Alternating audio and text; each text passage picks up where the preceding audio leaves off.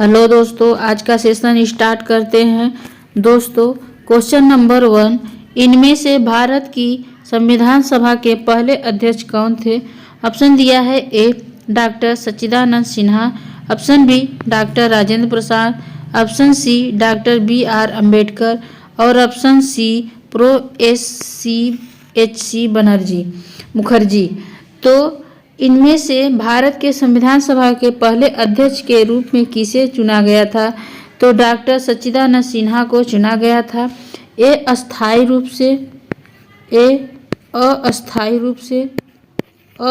रूप से अध्यक्ष चुने गए थे। उसके बाद डॉक्टर राजेंद्र प्रसाद अस्थायी रूप से अध्यक्ष के रूप में चुने गए और डॉक्टर बी.आर. अम्बेडकर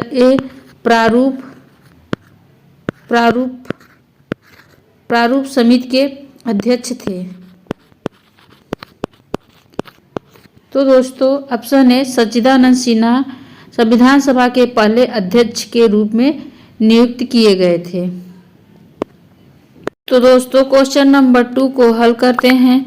भारत में स्थापित होने वाला प्रथम राष्ट्रीय उद्यान है। ऑप्शन दिया है ए जिम कॉर्बेट राष्ट्रीय उद्यान, ऑप्शन बी दुधवा राष्ट्रीय उद्यान, ऑप्शन सी पेरियार राष्ट्रीय उद्यान और ऑप्शन डी मानस राष्ट्रीय उद्यान। तो भारत में सबसे प्रथम कौन सा राष्ट्रीय उद्यान स्थापित हुआ था? तो जिम कॉर्बेट राष्ट्रीय उद्यान भारत का प्रथम राष्ट्रीय उद्यान है जो उत्तराखंड राज्य में है। इसका प्रथम नाम हेली नेशनल पार्क राष्ट्रीय उद्यान था और वर्तमान समय में रामगंगा राष्ट्रीय उद्यान है। और दुधवा राष्ट्रीय उद्यान उत्तर प्रदेश राज्य में है। यह लखीमपुर खीरी के जिले में है। पेरियार राष्ट्रीय उद्यान केरल में है और मानस राष्ट्रीय उद्यान असम में है। असम राज्य में मानस राष्ट्रीय उद्यान है और जिम कॉर्बेट राष्ट्रीय उद्यान वर्तमान समय में उत्तराखंड राज्य में है।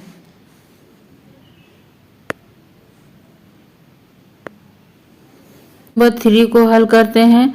मसालों का कटोरा किस देश को कहा जाता है? ऑप्शन दिया है A Cuba, option B Bharat, option C Thailand और ऑप्शन डी मिस्र। तो मसालों का कटोरा किस देश को कहा जाता है? तो मसालों का कटोरा भारत को कहा जाता है। ऑप्शन बी हमारे क्वेश्चन का राइट आंसर। क्यूबा को चीनी का कटोरा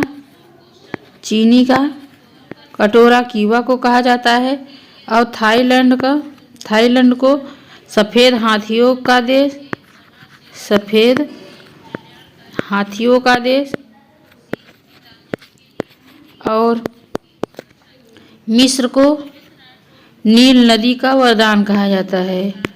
नील नदी का वरदान कहा जाता है। वरदान कहा जाता है मिस्र को।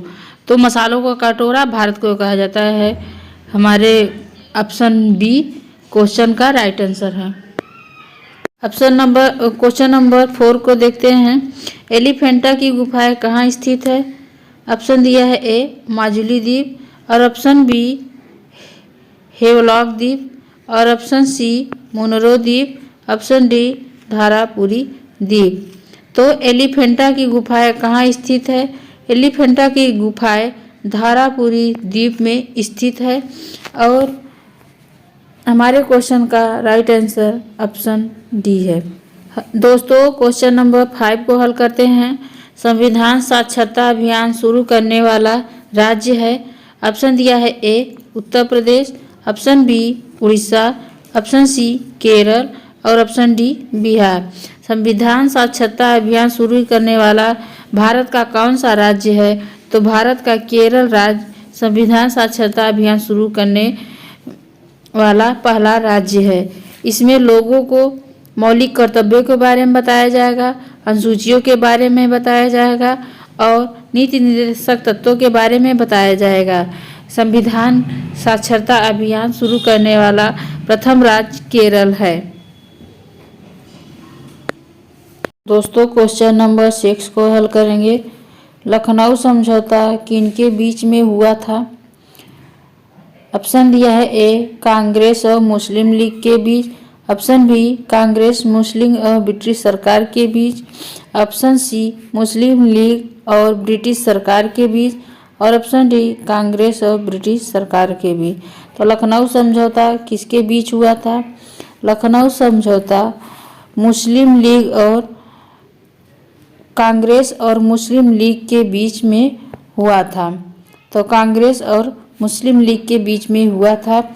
यह 1916 में किया गया था लखनऊ समझौता। तो ऑप्शन ए हमारे क्वेश्चन का राइट आंसर, कांग्रेस और मुस्लिम लीग के बीच लखनऊ समझौता 1916 में किया गया था। दोस्तों क्वेश्चन नंबर 7 को हल करेंगे। दजला फरात नदियों के दो आब में पनपी सभ्यता है। ऑप्शन ए मिस्र, ऑप्शन बी मेसोपोटामिया की, और ऑप्शन सी भारत की, ऑप्शन डी ग्रीक की। तो दजला फरात दो नदियों के आब में कौन सी सभ्यता पनपी है? तो यह मेसोपोटामिया की सभ्यता पनपी है। दजला फरात जो नदी है, नदियों के बहाव में यह सभ्यता पनपी है। तो दोस्तों क्वेश्चन नंबर 7 का आंसर ऑप्शन बी हो जाएगा। दोस्तों क्वेश्चन नंबर 8 को हल करते हैं। निम्नलिखित में से किस महिला ने भारतीय तिरंगा सबसे पहले फहराया था? ऑप्शन दिया है अरुणा आसफ अली ने, ऑप्शन बी भीका जी कामा ने, और ऑप्शन सी दुर्गा भाभी ने, ऑप्शन डी कमला देवी चट्टोपाध्याय।